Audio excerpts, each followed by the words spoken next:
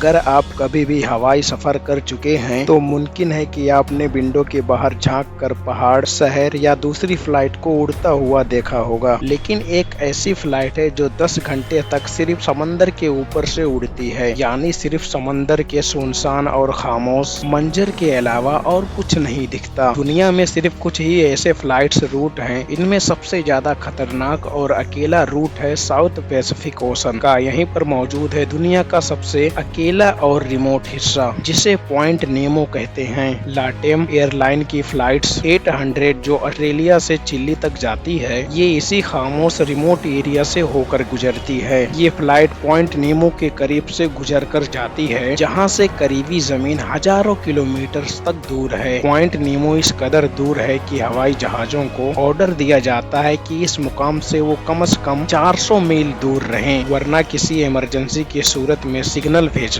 या रेस्क्यू पाना नामुमकिन हो सकता है। पॉइंट नेमो का दूसरा नाम है ओशियानिक पॉइंट ऑफ इनएसेसिबिलिटी, जो जमीन से 2688 किलोमीटर तक हर तरफ से दूर है। अगर कोई प्लेन इस जगह के बिल्कुल ऊपर से गुजरे और किसी मुसीबत का शिकार हो जाए तो उसका इमरजेंसी सिग्नल भी किसी रडार को रिसीव नहीं होगा। ना कोई ग्राउंड स्टेशन और ना कोई रेस्क्यू टीम और ना ही लैंडमार्क्स कोई इतना करीब होगा कि मदद मिल सके। इसलिए लेटेम एयरलाइंस फ्लाइट 800 को ये रूट चेस करते वक्त 400 मील का बफर रखना पड़ता है। और अगर कोई इशू हो जाए तो सबसे करीब जमीन एंटार्क्टिका होती है। सबसे करीबी इंसान इंटरनेशनल स्पेस स्टेशन में मौजूद एस्ट्रोनॉट। ऑस्ट्रेलिया की कॉन्टेस एयरलाइन भी अपने बोइंग 7879 ड्रीम लाइनर को सिडनी से सैंडियागो तक इसी रूट पर चलाती है। और ये रूट एंटार्क्टिका के कोस्ट लाइन से इतना करीब होकर गुजरती है कि अगर किसी इमरजेंसी लैंडिंग की जरूरत हो तो मैकमोडो स्टेशन ही आखिरी ऑप्शन होता है। लेकिन ये स्टेशन भी परमानेंटली इनहेबिटेटेड नहीं है। सर्दी के मौसम में यहाँ सिर्फ 200 लोगों का छोटा सा मेडिकल यूनिट होता है। सोचिए अगर 300 लोगों का प्लेन एंटार्क्टिका के बीच इमरजेंसी में लैंड करे तो उनका क्या होगा। ना हॉस्पिटल्स, ना इंफ्रास्ट्रक्चर और ना कोई प्रॉपर सपोर्ट।